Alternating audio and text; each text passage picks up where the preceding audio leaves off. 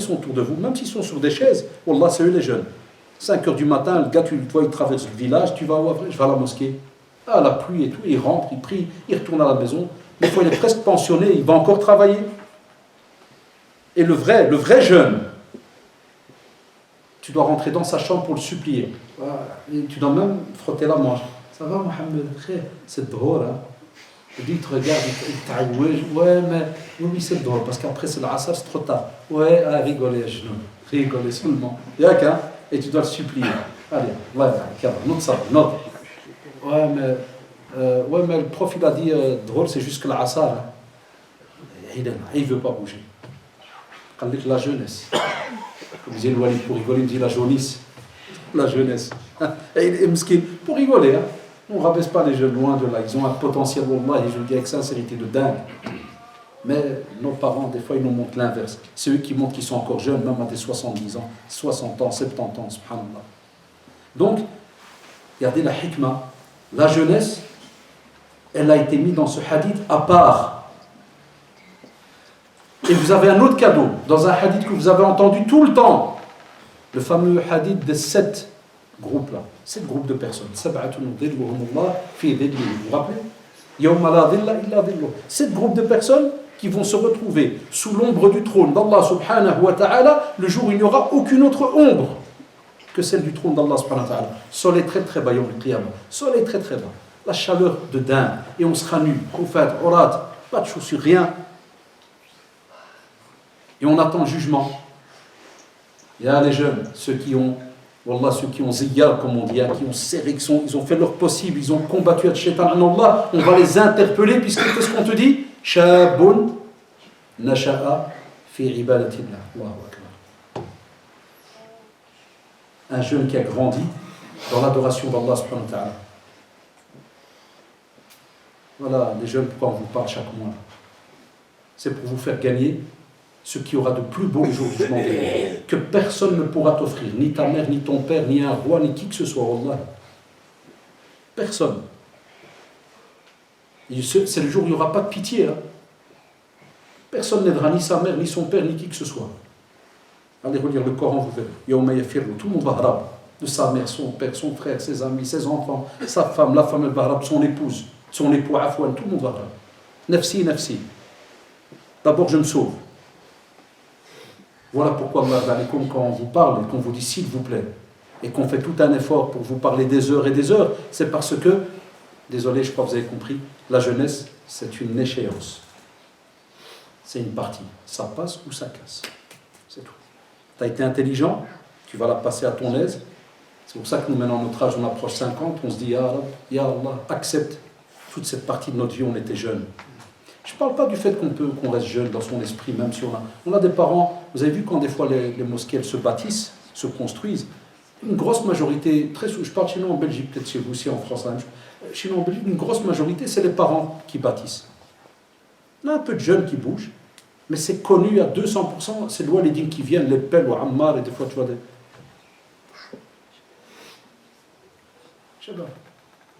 Vous avez l'opportunité maintenant.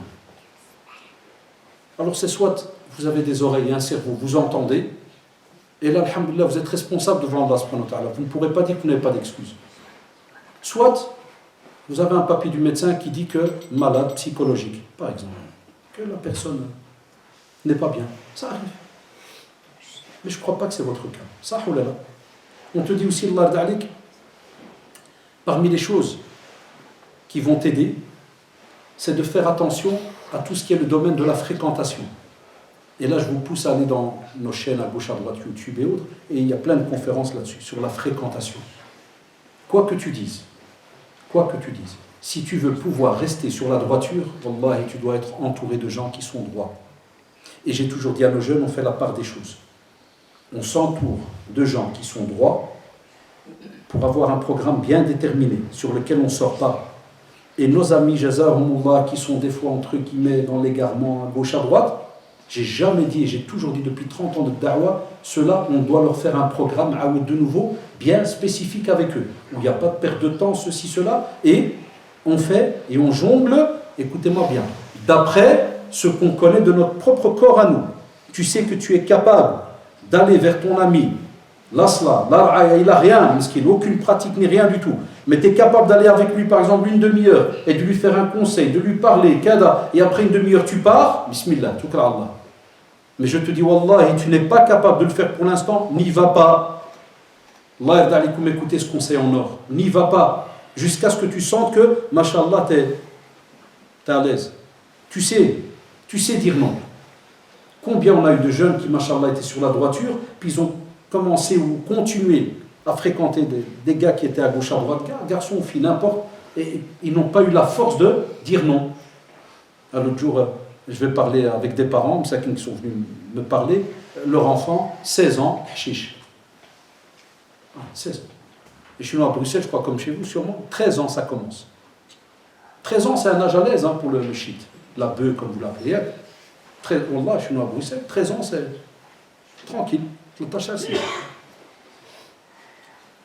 Et quand tu parles avec ces jeunes, ils te disent, ouais, on m'a proposé une fois, je ne sais pas pourquoi je n'ai pas su dire non. Des fois, la personnalité, elle joue. C'est pour ça que le prophète sallam, et vous le savez, forgeron et vendeur de parfums. Il n'y a pas le choix. C'est pour ça que, subhanallah, ceux qui étudient beaucoup la sunna, c'est beau. On ne tourne pas autour du pot. Et nos jeunes, ils n'acceptent pas ça quand on leur dit ça à la maison ou à gauche à droite. C'est soit le parfumier, soit le forgeron. Parfumier, il y aura du positif. Forgeron, il y aura du négatif. Le métier, il est noble, c'est un exemple. On l'a déjà dit. Donc, il n'y a pas le choix. À nous de choisir. Les questions, on a dit, on commençait à répondre à quelle heure? Parce que c'est quand la prière? Donc, on prie dans un quart d'heure, 12 minutes. C'est tout, on va faire que ça, que 2, 3. Donc, ça, c'est une première chose. Deuxièmement, le temps libre. Ya Shabab, gardez ces quelques conseils en or que je vous donne à la fin. Là. La fréquentation. Deuxièmement, qu'est-ce qu'on a dit? Le temps libre. Quand on vous demande, s'il vous plaît, allez vous inscrire à des cours, venez suivre des petites rencontres, qu'on parle de religion, faites-le. Je vous en supplie, faites-le. Troisièmement, avec l'ignorance, al-jahl. Il n'y a pas une chose qui tue l'être humain plus que l'ignorance. Parce que si tu ne connais rien, tu avances dans le vide. Et si tu es dans le vide, le premier qui vient, il va te remplir le cerveau. Aussi, les membres du corps, ça je crois que vous avez compris. On l'a dit tout à l'heure. Contrôler, subhanallah, on le voit dans les textes, contrôler les yeux, contrôler ce qu'ils regardent, les oreilles, ce qu'ils entendent, la bouche, qu'est-ce qu'elle dit, la langue, qu'est-ce qu'elle dit, et la bouche, qu'est-ce qu'elle mange. Il y a manger du halal ou manger le reste, comme vous le savez. Tes jambes, où est-ce qu'ils vont? Tes parties intimes, qu'est-ce que tu en fais? C'est pour ça qu'aujourd'hui, je préparais un autre dars sur la pudeur, le haya, c'est incroyable. Zina, la fornication, c'est devenu comme un jeu. C'est devenu comme un jeu. C'est une musiba incroyable qu'on n'aurait jamais imaginé à ce point. C'est devenu un jeu chez les jeunes, chez certains, pas tous. Aussi,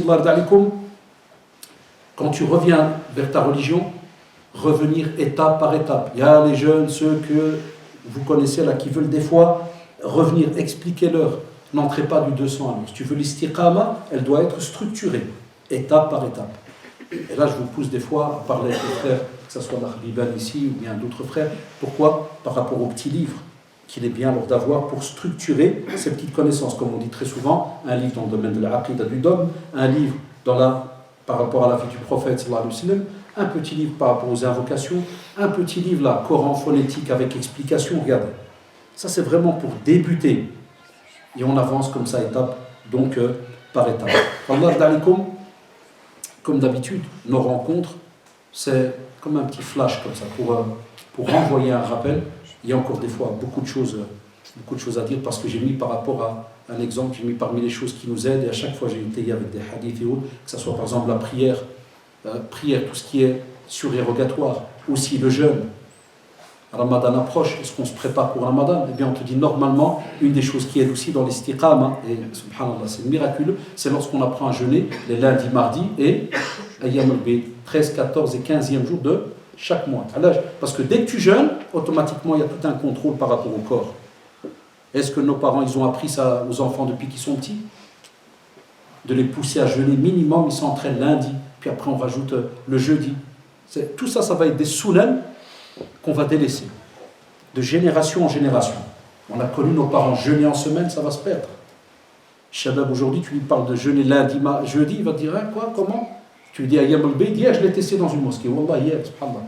Je dis à des jeunes, c'était Ayyam al-Qasri, on avait de place, je leur dis Shabab, Ayyam al-Bayd, c'est quoi? Un, il a levé la main, il m'a dit, ouais, il m'a dit, c'est le jour des œufs. Je dis, pourquoi je vais te parler d'œufs? Tu es venu faire un dars? Puis la souris m'a dit, ouais, mais c'est pas les œufs. Un petit. Il dit, c'est pas les œufs. Je dis, non. J'ai oublié les poules, les coqs, rien à voir. Et je regardais dans la salle, il y avait des parents, il y avait de tout. Certains, ils se tenaient la tête, comme pour dire, puis Eric, il a raconté celui-là les œufs. Je leur ai dit au contraire, j'aime quand des jeunes parlent spontanément. Tous ces sunan finis. Là, donc on parle de quoi, nos enfants, là? Comment tu veux lui apprendre que le cœur, mesquin, l'âme, j'ai mis juste après l'âme, l'invocation, comment tu veux t'habituer à toutes ces actions et que nos enfants s'habituent à ces actions-là? Si tu ne lui apprends pas, justement, dans ta semaine à Ouldi, à mon enfant, un jour, bloque-le pour Allah subhanahu wa ta'ala et ça va t'aider à bloquer tes membres. Ah, comment il y a le walid? Ah, papa, ou de quelle manière, maman? Eh bien, en jeûnant. Non, nous, ce qu'on va faire, j'ai Ramadan, puis la veille, on va dire à nos enfants, hey, demain, finis les mensonges, hein. Taqillah, c'est Ramadan. Ah, purée, belle éducation. Ah, ils ont vraiment compris c'est quoi le jeûne. Voilà. Et puis de temps en temps, ils vont avoir des crises. Ouais, j'ai faim, j'ai joie, et voilà. Et nos journées, elles vont passer comme ça pendant un mois. Un groupe qui est massab, et les fumeurs qui pètent un câble. Et vive Ramadan. On sait très bien que c'est pas ça qui est demandé. Donc, machallah, toutes ces petites actions-là que vous entendez à gauche à droite, elles sont immenses. Parce que des fois, on entend, ouais, c'est une petite action. Elle est immense. Parce qu'il y aura une interaction sur ce corps. Et ce corps, subhanallah, est une éponge, comme on l'a dit dans l'introduction. Barakallahu fikoum. Faites votre possible avec tous ces petits rappels. C'est juste des pistes pour vous pousser. Quand vous rentrez chez vous, c'est ça les rappels qu'on fait. Ce n'est pas une heure où tu peux développer des sujets qui sont des fois des volumes, des livres entiers. Ici, juste, on donne des pistes, on fait réfléchir et on rêve. Ça, c'est mon rêve. Que les jeunes, quand ils rentrent chez eux, au lieu d'aller perdre des fois du temps dans n'importe quoi, rentre dans ton ordinateur, mets la droiture en islam. Regarde un peu ce que ça raconte. En espérant, alhamdoulilah, que tu sais où aller. D'accord? Ou la meilleure, c'est, vous avez une librairie ici, vous allez. Là, ça dépend qui vend. Vous avez quelque chose dans le domaine qui pourrait m'aider à 3 petits points. Et là, au moins, tu reçois quelque chose, tu es sûr. Parce qu'Internet, je le dis, chaque fois je le répète, ne vont chercher des sujets de religion sur Internet que ceux qui s'y connaissent par rapport au site. Parce qu'aujourd'hui, même certains sectes, pour ne pas les citer, et leur donner de l'importance, là, ils commencent à utiliser, ils disent plus les mots-clés là qu'ils ont eux chez eux. Tu les reconnais direct, c'est tel groupe. Là, ils mettent des fois la lumière de Kada, l'islam, de la religion, je ne sais pas quoi. Et nous, parce qu'on s'y connaît dans leur texte, que dès que tu rentres, tu dis, purée, ça c'est tel et tel groupe, on sait, bah. Subhanallah, comment c'est devenu très subtil pour attirer les jeunes. Parce qu'ils savent que la da'wah maintenant, c'est sur Internet. Alors que c'est une mosquée, la da'wah, c'est dans les mosquées. Mais c'est comme ça. Barakallahu fikoum, qu'Allah vous préserve. Et pour 2-3 petites minutes, Inch'Allah, on va répondre juste à 2-3 questions bi'idhnillah. Alors on a quelqu'un qui nous dit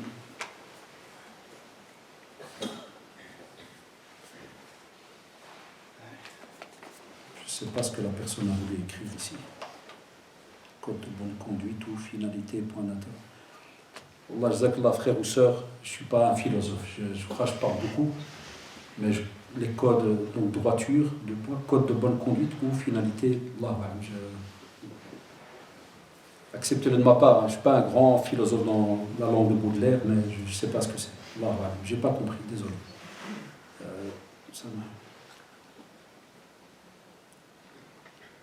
La même chose, ça on l'a dit tout à l'heure,